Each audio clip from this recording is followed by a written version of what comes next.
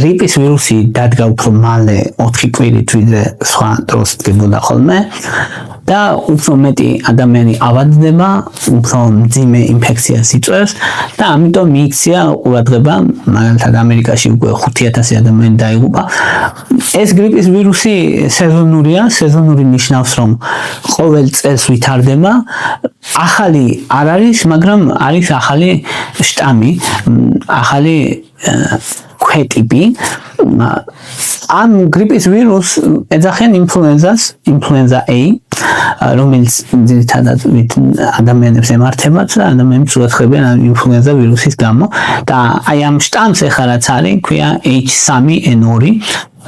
ადრე ჰონკონგის ვირუსაც ეძახდნენ, ჰონკონგში აღწერს 50 წლის წინ ადრე, მაგრამ ეს არის განსხვავებული სუბკლეიდი, ანუ ცოტა განსხვავებული ვერსია, მოკლედ super case-აც ეძახიან ზოგჯერ. ანუ ეს ზუსტად ის არ არის, რაც 50 წლის იყო, ამიტომ ჰონკონგის ვირუსს ვამბობენ, ცოტა არასწორი ინტერპრეტაცია ხოლმე, ამას ეძახიან super case ზოგჯერ, ან ახალი H3N2 და რითია მნიშვნელოვანი, იმიტომ რომ უფრო ადვილად გადადის, უფრო სიმპტომები მძიმეა, უფრო მეტი ადამიანის ჰოსპიტალიზება ხდება და უფრო მეტ საშიშროებას ქმნის ნებისმიერი ჩვენთაგანისთვის. აი ამიტომ ვისაუბრებთ ამ ვირუსზე, ვისაუბრებთ როგორ დავიცვათ თავი, როგორ ვუმკურნალოთ და როდის და რა შემთხვევაშია საშიში. ინფექცია, ამ გრიპის ვირუსით ინფექცია, ან ინფლუენზათი ინფექცია, ან H3N2 ინფექცია, ერთ და იგივე ეს ყველა იწყება როცა ადამიანი ახველებს ან დააცემინებს დავადებული ადამიანი, რა თქმა უნდა, როცა დაახველებს, დააცემინებს, ან მასთან ახლოს კონტაქტში თუ ხარ დახურულ სივრცეში, მოკლედ ეს წვეთების სახით განმოდის და შენ ჩაისუნთქავ ამ ვირუსი შევა ორგანიზმში, სასუნთქლებში ძირითადად, სასუნთქლებიდან ცხვირი, სღრუ, ტრაქეა, ბრონქები და ასე. შეისუნთქავ და იქ იწყებს გამრავლებას და იწყებს სიმპტომებს. სიმპტომები ძირითადად აღმოცენდება მეორე დღეს, დაახლოებით 24 საათში, შეიძლება მესამე დღეს 48 საათში.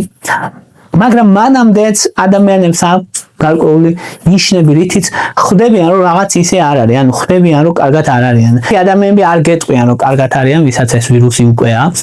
რაღაცნაირად უჩვეულოდ დაღლილად გრძნობ თავს, გეტყვის, ან სხეული მძიმედ მაქვს, ან რაღაცნაირად სუმცივა დღეს, ან თავი მტკივა მსუბუქა დღეს მთელი დღეა, ან მადაარა მაქვს და ინტუიცია აქვს ამ ადამიანს, რომ რაღაცა ხდება, რაღაცა ისე არ არის და ამ ინტუიციას განაპირობებს ციტოკინების გამომუშავება, რომელიც არის ანთებითი მედიატორები, ძირითადად ინტერლეიკინ 6 და ინტერფერონები. ესენი იდეაში ვირუსის საბრძოლველია, მაგრამ ანთებითი მედიატორები თან ანთებას და აი ამ უსიამოვნო შეგრძნებებსაც იწვევენ. რამდენიმე საათის მერე გება უკვე სრული სიმპტომები. სიმპტომები იწყება სიცხით, ანუ სიცხე მოისა, აი უცებ რა მოწმენდილ ცაზე სიცხე, ეს არის გრიპი. აი ძალიან მაღალი ალბათობით რა, რომ აი ადამიანს აი გუშინ კარგად იყო და დღეს უცებ სიცხე მისცა მაღალი 38 და 5 თუ 10 და მაღალი ალბათობით ეს არის გრიპი, აციებს ადამიანს აი დაღლილია ისეთი, რომ ძლიერი სისუსტე აქვს. კუნთები და სახსრები ტკივა, თავი ტკივა, თვალების უკან ძირითადად და აი ასე ცუდად არის იმ პირველ დღეს რა სიმპტომები რო იწყება. მეორე დღესაც სიცხე აქვს, მეორე დღესაც ძალიან ძლიერი სისუსტე აქვს, შეიძლება უფრო ძლიერი სისუსტე ვიდრე პირველ დღეს, კუნთები ტკივა საშინლად ყველგან, თავი ტკივა ძალიან, სინათლის მიმართ მგრძნობი არიან, ძალიან ძლიერი დაღლილობის შეგრძნება აქვს და აი ეს ტოქსიურობის შეგრძნება აქვს რა, აი ცუდად არის, აი ამას განაპირობებს მაღალი ციტოკინების დონე სისხლში. პირი უშრება უკვე ამ დროისთვის, ყველა ეწყება ადამიანს მეორე დღიდან, მესამე დღიდან ზოგჯერ გულმკერდის მიდამოში შეიძლება მსუბუქი დისკომფორტის გრძნობა ქონდეს, მაგრამ ეს სიმპტომები აი უკვე ყველა რო დაიწყება და გულმკერდის მიდამოში დისკომფორტი, ეს როგორც წესი პირველ 2 დღეში არ ხდება ხოლმე, მესამე დღიდან იწყება. მესამე დღიდან ადამიანი იწყებს ხველას, აქვს რაღაცნაირი წვის შეგრძნება გულმკერდის მიდამოში, ყელის ტკივილი, ხმა ეცვლება, ცხვირი შეუგუბდება, შეიძლება ცხვირიდან ჩამონადენი კონდეს და მესამე დღიდან უკვე სიცხე ნელ-ნელა იკლებს და იკლებს, მცირდება. ხველა იმატებს და იმატებს და ეს პირველი 5 დღე არის გადამწყვეტი ადამიანისთვის. გრიპი როცა ემართება, ამ 5 დღეშია გადაწყდება, რომ გაურთულდება თუ არ გაურთულდება. როცა არ ურთულდება, სიცხე მცირდება, ნელ-ნელა დაბრუნდება, ხველა გრძელდება, სისუსტეც ნარჩუნდება, სუსტად არის ადამიანი. მაგრამ თუ გართულებულია, დაახლოებით 30% შემთხვევებში, ვისაც გრიპი ემართებათ, 30%-ში სიცხე ბრუნდება, ხველა ძლიერდება, სუნთქვის პრობლემები, დისპანია, ანუ სუნთქვის გაძნელება ძლიერდება და გულმკერდის მიდამოში ტკივილის შეგრძნება ან დისკომფორტის შეგრძნება ძლიერდება და ამ დროს ემართება ადამიანს ან ბრონქიტი, ან პნევმონია, ან ბრონქების ანთება, ან ფილტვების ანთება. აღდგენა ორგანიზმის ხდება ნელ-ნელა, დაახლოებით 2 კვირა ჭირდება, დაღლილობა 2 კვირა შეიძლება გაგრძელდეს, შეიძლება მეტიც, ადამიანი ვერ ივარჯიშებს, მშრალი ხველა აქვს. ტვინდაც იტყვის, რომ ისე კარგად ვერ ავაზრონებ, როგორც ვაზრონები და გეტყვის, აი, ცუდად აღარ ვარ, მაგრამ არც კარგად ვარ. აი, ეგეთ რაღაცას გეტყვის ადამიანი. რატომ? იმიტომ რომ ეს H3N2 აზიანებს ჩვენ სასუნთქ სისტემას და მის აღდგენას ჭირდება იმუნიტეტის დიდი მცდელობა და მის აღდგენას ჭირდება დრო. ახლა ვთქვათ, როგორ განსხვავდება ეს გრიპის ვირუსი სხვა სხვებისგან, ანუ როგორ უნდა მივხვდეთ ეს გრიპის ვირუსია თუ სხვებია, იმიტომ რომ მნიშვნელობა აქვს მკურნალობაში, ანუ უბრალოდ გაცივდი თუ გრიპი გაქვს, ძალიან დიდი მნიშვნელობა აქვს მაგას.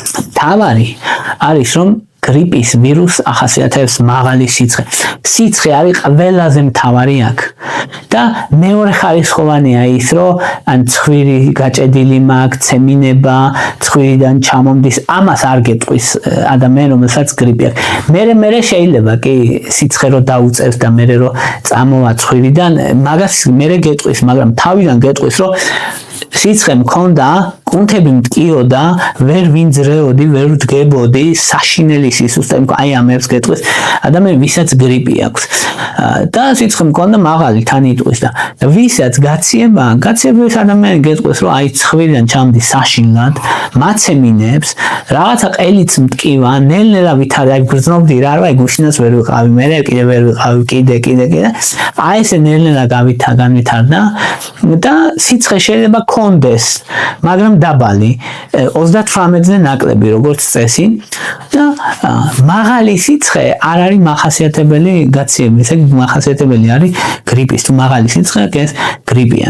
გაციება გადის რამდენიმე დღეში, ძირითადად ცხვირიდან ჩამოვიდეს გაციების დროს. შემდეგი ვირუსი კიდე, რომელისგან განსხვავებას უნდა ვიცოდეთ, არის რესპირატორული სინციტიალური ვირუსი, ესე ქვია. ეგ ვირუსი იწვევს ხველას, ადამიანს რომ ემართებათ ხველა, ვიზინგი, ხმაურიანი სუნთქვა და მსუბუქი სიცხე, ეგ არის ხოლმე რესპირატორული სინციტიალური ვირუსი. დაახლოებით აი ეს შეუმჩნეველი ხდება უფრო ადამიანს, რომ დიდები არ გადიან ხოლმე ამის ტესტირებას, თუმცა ხშირია, ანუ თუ კი ცოტა დიდხანს გახველებს და რაღაც გულმკერდის მიდამოში დისკომფორტი გაქვს და მსუბუქი სიცხეები, ეს ხშირად არის რესპირატორული სინციტიალური ვირუსი. ბავშვებში უფრო ხშირია, ბავშვებში იწვევს ვიზინგს, ხმაურიან სუნთქვას, ჭამის გაძნელებას, სუნთქვის გაძნელებას და ბავშვებში ცნობილია ეს რესპირატორული სინციტიალური ვირუსი, მაგრამ დიდებშიც ეს არის შუაში, სადღაც გაციებაზე მეტი და გრიპზე ნაკლები, მაგრამ ხველა დიდი ხნის განმავლობაში ახასიათებს. რაც შეეხება COVID-19-ს, ის რა თქმა უნდა არსად არ წასულა, ისევ არის. COVID-19 ძირითადად ახლა რა სიმპტომით ახასიათებს, იწვევს დაღლილობას, ყელის ტკივილს, მშრალ ხველას, გემოს და ყნოსვის გაუარესებას, რაღაცა ძლიერი კუნთების ტკივილი ან ავტობუსი დამეჯახას შეგრძნება არა გაქვს მაგ დროს სიმპტომები უმჯობესდება რამდენიმე დღის განმავლობაში და აღდგენას შეიძლება დაჭირდებს 3 კვირა. COVID-19 ის COVID-19 აღარ რა თქმა უნდა რაც იყო, ბევრად უფრო მსუბუქია და ბევრად ნაკლები სიკვდილიანობა ახასიათებს. ახლა ვისაუბროთ მკურნალობის შესახებ გრიპის. გრიპზე ვსაუბრობთ და ამიტომ ამ H3N2-ზე, თუმცა ეს მკურნალობის მეთოდები თითქმის ყველა ამ მდგომარეობისას გამოგადგებათ რაღაც განსაკუთრებული მითითებებით. მაგალითად, დასვენება ძალიან მნიშვნელოვანია გრიპისთვის. ყველაზე მთავარი არის რომ დაისვენო მარტო დასვენებით და დაწვე დაახლოებით 30% ამცირებ დაავადების მიმდინარეობას, რადგან ორგანიზმს ჭირდება იმუნურ სისტემას ჭირდება დიდი ენერგია და დასვენება მნიშვნელოვანია მეტაბოლურ საჭიროებას, რაც იმუნიტეტს ჭირდება, მნიშვნელოვნად ეხმარება დასვენება და ციტოკინების სტრესი კიდე ძალიან მნიშვნელოვანია, რასაც ჭირდება დასვენება. ადეკვატური სითხის მიღება ეს ძალიან მნიშვნელოვანია, იმიტომ რომ ადამიანი რომელსაც სითხეს კარგავს, სიცხე აქვს, ცხელება აქვს, სითხის მიღება ძალიან მნიშვნელოვანია, სითხე და ელექტროლიტები მე ოქლიანობს ადამიანი. თბილი წვნიანები, სუპი ან ნებისმიერი სხვა სახეობა ან ჩაები ძალიან მნიშვნელოვანია ასევე, რადგან სასუნთქი სისტემის მუკოცილიარულ გასუფთავებას კლირენს აუმჯობესებს. ამშვიდებს ყელს, ამცირებს სიმპტომებს დაახლოებით 30%-ით. თაფლი სახში 2 კოლზი დღეში 2-ჯერ მშვენიერია ამ შემთხვევაში, რადგან ხველის საწინააღმდეგო ეფექტი აქვს, მსუბუქი ვირუსების გამრავლების საწინააღმდეგო ეფექტიც აქვს და ყველას ამცირებს დაახლოებით 30%-ით. ოღონდ აქ ყურადღებით 1 წლამდე ბავშვებისთვის თაფლი არ შეიძლება. შესაძლებელია ასევე ორთქლის აბაზანან ორთქლის შესუნთქვა. ორთქლის შესუნთქვა სასუნთქ სისტემას ატენიანებს, ხველას ამცირებს და სასუნთქი სისტემის ფუნქციონირებას აუმჯობესებს, რადგან გამოშრობა ერთ-ერთი მთავარი მტერია მაგ დროს და ხველება შეიძლება 20%-ით შეამციროს. ერთ-ერთი მთავარი ვიტამინი ამ დროს არის ვიტამინი C, 500 მილიგრამი დღეში 2-ჯერ, ან 300 მილიგრამი დღეში 2-ჯერ. იმუნურ სისტემას ეხმარება მნიშვნელოვნად და გრიპის სიმპტომებს ამცირებს და გამოჯამრთელებას ამცირებს ცოტათი, მაგრამ მაინც გამოჯამრთელობის დროს ამცირებს. თუთიის საწუწნიაბები მაგალითად, თუთია ერთ-ერთი კარგი საკვები დანამატია ამ მხრივ, რადგან ვირუსების საწინააღმდეგო მოქმედება, ვირუსების რეპლიკაციის საწინააღმდეგო მოქმედება სასუნთქ სისტემაში. თუთია უკეთესად მუშაობს გაციების შემთხვევაში, მაგრამ გრიპის დროსაც არ აუშავს და ჯინჯერის ჩაი ან კოჭას ჩაი მნიშვნელოვანია, იმიტომ რომ ანთების საწინააღმდეგო ეფექტიც აქვს და გულისრევის და ღებინების საწინააღმდეგო ეფექტიც აქვს და ამ დროს ხშირად არის ხოლმე, რომ ადამიანს შემაწუხებლად აქვს ეს რაღაცნაირი გულისრევის შეგრძნება ინტოქსიკაციით, ვირუსული ინტოქსიკაციისგან და აი ამ სიმპტომებს მნიშვნელოვნად ეხმარება ხოლმე, ამიტომ ჯინჯერის ჩაის აქვს თავისი როლი. ძილი მნიშვნელოვანია, რა თქმა უნდა, ალკოჰოლი არ უნდა მიიღოთ, რადგან ალკოჰოლი იმუნურ სისტემას თრგუნავს, არ უნდა მოწიოთ, რადგან მოწევა ბრონქებს აზიანებს და ისედაც დაზიანებულია ბრონქები და ეგ აღარ ჭირდება ნამდვილად. ცხვირის ღრუში შესაძლებელია შეიხაპუნოთ ფიზიოლოგიური ან ეს ზღვის წყალს ეძახიან ხოლმე და ან ნებისმიერი სხვა, რომელიც არ იქნება წყალზე დამზადებული, ფიზიოლოგიურად დამზადებული ხსნარები ბევრნაირია, რომელიც ეხმარება რომ გამოირეცხოს ცხვირი და ხო ეს მარტო გამორეცხვა არ არის, ისიც არის რომ ვირუსების რაოდენობა მცირდება მერე და ამითია მნიშვნელოვანი. ლიმონიანი ჩაის აღამოობით ან ლიმონიანი ჩაის აღამოობით მოხსნის დისკომფორტს და როცა მედიკამენტებზე მიდის ხოლმე საუბარი, ოსალტამივირი არის ყველაზე მთავარი ნეიროამინიდაზას ინჰიბიტორია, მოკლედ ვირუსებს აჩერებს და ვირუსის საწინააღმდეგო პრეპარატია. განსაკუთრებით ეფექტურია თუ მიიღებთ პირველი 48 საათის განმავლობაში. და მნიშვნელოვანია იმითი, რომ ჰოსპიტალიზების რისკს დაახლოებით 40% დამცირებს. ზანამივირი არის კიდე ესეთი შესასუნთქი საინჰალაციო ანტივირუსული საშუალება, მაგრამ ეგ არ უნდა მიიღონ ასთმიანმა ადამიანებმა. ბალოქსავირი, მარბოქსილი არის ესეთი ანტივირუსული საშუალება კიდე ერთჯერადი დოზით, თუმცა ასაკონებში არ არის კარგად შესწავლილი, თუმცა ეფექტურია. სიცხის დროს რა უნდა გავაკეთოთ? სიცხისას პარაცეტამოლი და იბუპროფენი, ან პარაცეტამოლი ან იბუპროფენი, ორივე არ არის ხოლმე საჭირო როგორც წესი და სასუნთქის სისტემის მხარდაჭერისთვის ზოგჯერ საჭირო ხდება ჟანგბადის თერაპია ზოგჯერ და სიცოცხლე შეიძლება გადაარჩინოს. ბრონქოდილატატორების გამოყენება საჭიროა შესასუნთქი ბრონქოდილატატორები, როცა ასთმა აქვს ადამიანს, მაშინ ჭირდებათ ხოლმე, ან ასაკონებს ჭირდებათ ხოლმე. გულმკერდზე რენტგენი მაშინ უნდა გადაიღო, როცა ხველა ძლიერდება, როცა ადამიანს დისპნეა იმართება, სუნთქვის უკმარისობის შეგრძნება, სუნთქვის დისკომფორტი ვერ სუნთქავ კარგათო თუ ადამიანი გეუბნება, ან როცა სიცხე გრძელდება, ადრეულად შეამჩნევს პნევმონიას. ანტიბიოტიკები ზოგადად პირდაპირ არ გამოიყენება, მაგრამ თუ ეჭვია სუპერინფექციაზე, თუ ეჭვია იმაზე, რომ ფილტვების ანთება აქვს ადამიანს, მაშინ გამოიყენება ანტიბიოტიკები, როგორც წესი, ამოქსიცილინ, კლავულინატი გამოიყენება ხოლმე ამ დროს. ჰოსპიტალიზება რეკომენდირებულია ხოლმე მაშინ, როცა ადამიანს აქვს მძიმე სიმპტომები, 65 წელსდებით თუ არის და ჰიპოქსია თუ აქვს, ანუ ჟანგბადის ნაკლებობა, დეჰიდრატაცია, ანუ მაგალითად სუგულიერება და დეჰიდრატაციის სიმპტომები აქვს და შეცვლილი მენტალური სტატუსი, ან თუ ადამიანი გონზე ვერ არის საკმარისად ადეკვატურობა თუ დაკარგული აქვს, ან ზედმეტად მივარდნილია მაგალითად და ისე. საუკეთესო საშუალება იმისთვის, რომ გრიპი არ დაგემართოს, არის ვაქცინაცია. მე მაგალითად გავიკეთე. განსაკუთრებით იმ ადამიანებს, ვისაც ბრონქები სუსტი გვაქვს და ამ ფილტვების პრობლემა ხშირად გვაქვს, იმ ადამიანებისთვის განსაკუთრებით აუცილებელია. სასურველია ყოველ წელს და ეგ ამცირებს მძიმე ავადობის რისკს დაახლოებით 60% და სიკვდილიანობის რისკს 70% და გრიპით სიკვდილიანობის რისკს 70%. ხა ვიღაცა შეიძლება თქვას, რომ რა გრიპით სიკვდილიანობა, მაგრამ გრიპი ბევრ ადამიანს კლავს, ამიტომ ეგ ძალიან დიდი პრობლემაა სინამდვილეში.